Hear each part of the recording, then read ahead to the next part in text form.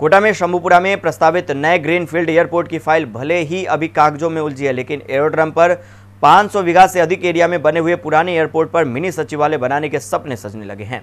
झालावाड़ और बारां की तरह एक ही छत के नीचे सभी सुविधाएं देने वाले इस मिनी सचिवालय को लेकर उद्यमी तो खुश हैं, लेकिन इस मामले को लेकर राजनीति और नियमों के फेर में उलझने की भी उम्मीद है।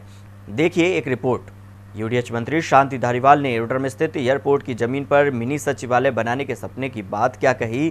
कोटा शहर के व्यापारियों और उद्यमियों के चेहरे पर एक चमक आ गई।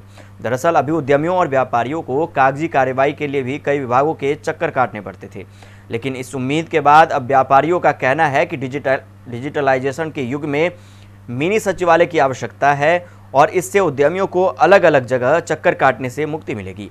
इससे काफ़ी राहत मिलेगी। वहीं कोटा व्यापार संघ के अध्यक्ष क्रांति जैन के अनुसार यह मामला नियमों के फेर में उलझ सकता है, क्योंकि अभी यह जमीन केंद्र सरकार के हाथ में है और नए एयरपोर्ट को लेकर अभी लंबी अवधि लगने की संभावना है। जब तक ये जमीन, क्योंकि अभी ये जमीन केंद्र सरकार के हाथ में है और राज्य सरकार इस जमीन को अपने पास मांगना चाहती है, क्योंकि जो जमीन दे रही है एयरपोर्ट के लिए उसके बदले जमीन लेना चाहती है। तो मुझे लगता है ये बहुत डिस्प्यूटेड मामला है। इसकी जगह अगर मंत्री जी की इच्छा शक्ति है तो इसको, जैसे अभी ये आईएल खाली हुई थी तो वहाँ बना देना चाहिए था, या दूसरी जगह भी, क्योंकि ये उन्होंने घोषणा तो करी है, जनता ने स्वागत भी किया है। क्योंकि जब तक मिनी सचिवालय अगर यहाँ बन जाता है तो व्यापारियों को, उद्यमों को एक ही जगह पर सारी फाइलों का निस्तारण होएगा। अभी हमें अलग अलग जगह जाना पड़ता है और एक ही जगह अगर मिनी सचिवालय बन जाएगा तो हम सब व्यापारियों को इससे फायदा होगा।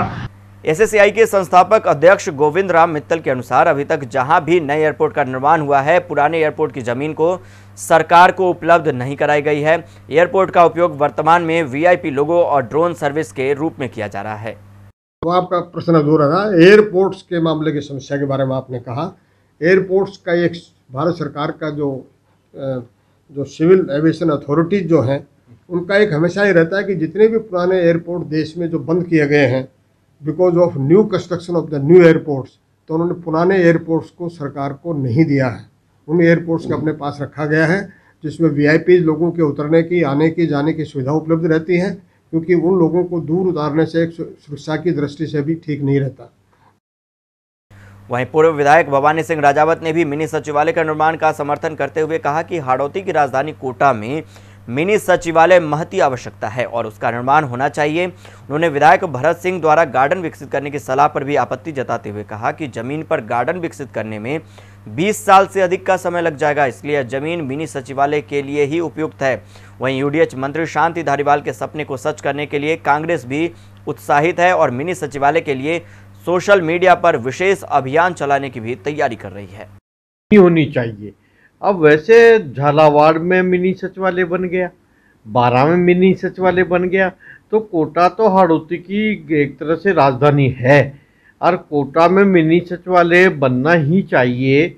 और अच्छा सुझाव है मंत्री जी का, और कोटा की जनता भी चाहती है कि मिनी सचिवालय कोटा में लंबे समय से आवश्यकता थी और अब मिनी सचिवालय बनना ही चाहिए लोगों की सुविधा के हिसाब से। ये जो जगह है, अब भरत सिंह जी ने आज सुझाव दिया कि इसमें तो वो गार्डन बनना चाहिए जयपुर की तर्ज पे। तो ये क्या है कि गार्डन, जैसे अपने सीबी गार्डन है और बरसों पुराने पेड़ हैं, छायादार पेड़ है और वहाँ गार्डन अच्छा लगता है।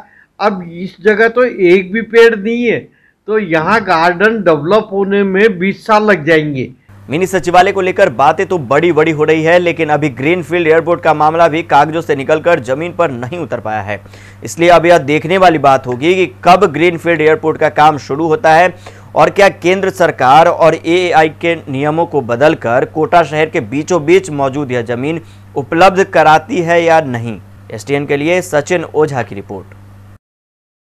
और पूरा कोटा संभाग भी नहीं, आसपास के लोगों को इससे बहुत बड़ी राहत मिलेगी और निश्चित रूप से और प्रयास होना चाहिए। और हम लोग सारी जनता की राय लेंगे, कोटा की राय लेंगे और एक सोशल मीडिया के बारे से एक मुहिम चलाएंगे ताकि इस जमीन का सदुपयोग हो और यहाँ पे मिनी सचिवालय खोला जाए। निश्चित रूप से भरत सिंह जी हमारे सम्मानीय विधायक हैं और उनकी पर्यावरण में ज़्यादा रुचि है, तो वो उस बारे में बात कर रहे हैं।